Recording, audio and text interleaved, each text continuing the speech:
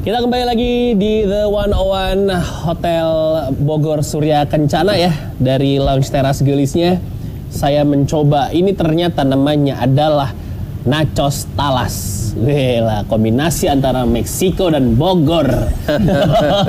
Nachos talas, harusnya ada katanya ada cabenya lagi, cuman takut dikasih lagi syuting ntar kepedesan kita gitu.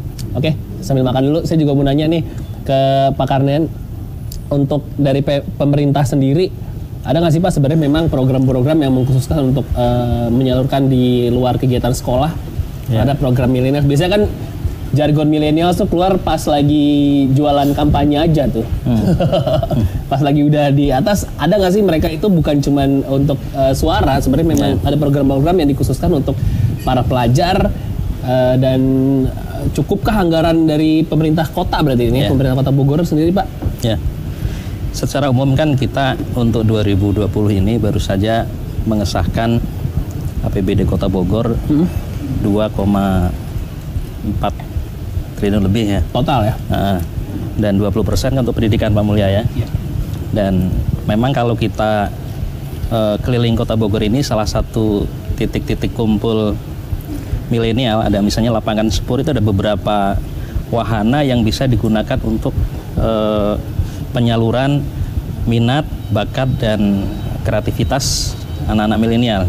Di Sumber itu misalnya ada taman ekspresi, kemudian di sisi sungai itu ada panjat tebing, ada skateboard dan macam-macam, ada lapangan bola basket dan sebagainya.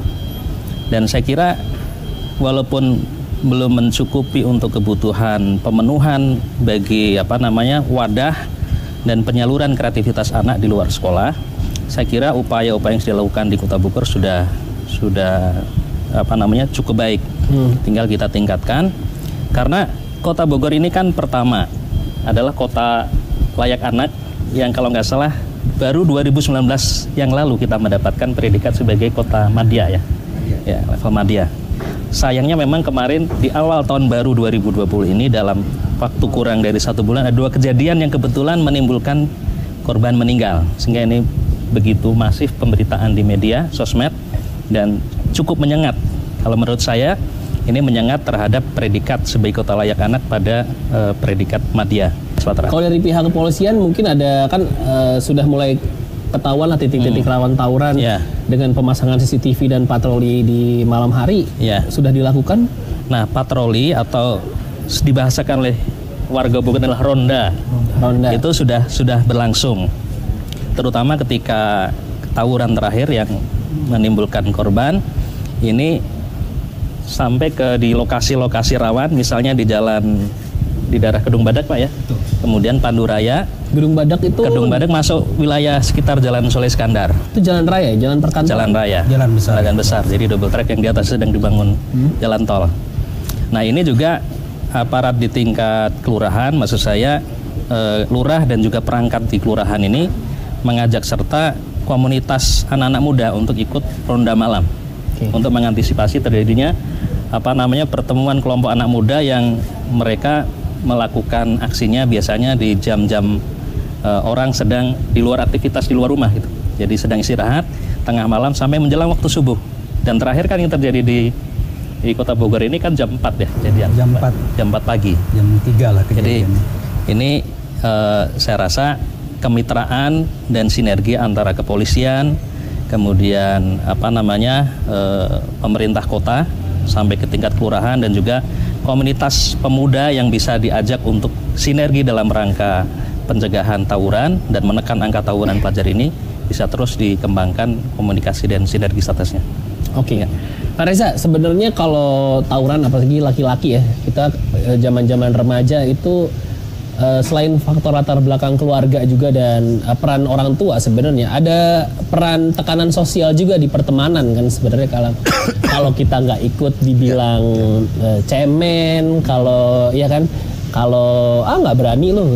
Terus kalaupun berani cuma dibilang keren, status keren aja tuh kayaknya udah sesuatu labeling yang berharga sekali di masa muda. Sebenarnya kan faktor-faktor itu juga ada di antar pertemanan di luar faktor orang tua, Pak Reza. Nah, cara masuk ke dalamnya itu harus bagaimana sih sebenarnya kita? Sebutan cemen dan berbagai macam stigma lainnya itulah yang saya sebut sebagai pull factor. Ya. Faktor penarik. Jadi ada ancaman, ada pengaruh buruk, ada intimidasi, ada tekanan yang datang dari kelompok teman sebaya, kelompok teman satu sekolah terhadap anak yang satu ini. Itu pull faktornya. Dia tidak akan bekerja kalau tidak ada push faktornya. Jadi kita bicara kombinasi antara faktor penarik dan faktor pendorong. Apa push faktornya atau faktor pendorongnya adalah anak-anak kita barangkali tidak terlatih untuk asertif. Tidak terlatih untuk berkata tidak mau. Aku tidak ikut-ikutan. Tidak mau apapun. Asertivitas ini harus dilatih. Contoh ya, ketika kita bicara tentang perang terhadap narkoba, tagline-nya seluruh dunia sama. Say no to drugs. Ya. Ternyata titik tolak untuk melawan narkoba, titik tolak untuk melawan bahaya rokok, itu dari say no. Say no artinya apa? Asertivitas. Secara turun-temurun, masyarakat kita, bukan hanya masyarakat Bogor, memang tidak dilatih untuk asertif, konkret. Setiap kali ditanya apa kabar, jawaban kita pasti selalu baik. Demikian pula dalam bahasa Inggris. Pertanyaan how are you, jawabannya pasti fine.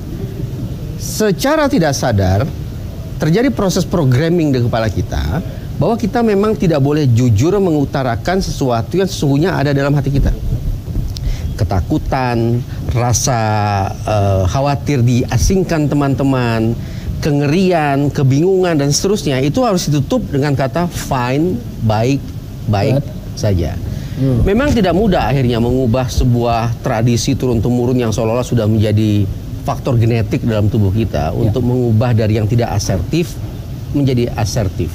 Tapi itu salah satu jawaban yang bisa saya berikan ketika kita bicara bagaimana menangkal pengaruh atau tekanan dari teman-teman sebaya terhadap anak kita agar tidak ikut terjerumus ke dalam dunia yang satu itu. Oke. Kita break dulu sebentar, tapi saya juga penasaran mungkin kayak memasukkan semacam intel tapi dari teman-teman sekolah sendiri gitu sebenarnya. Jadi kayak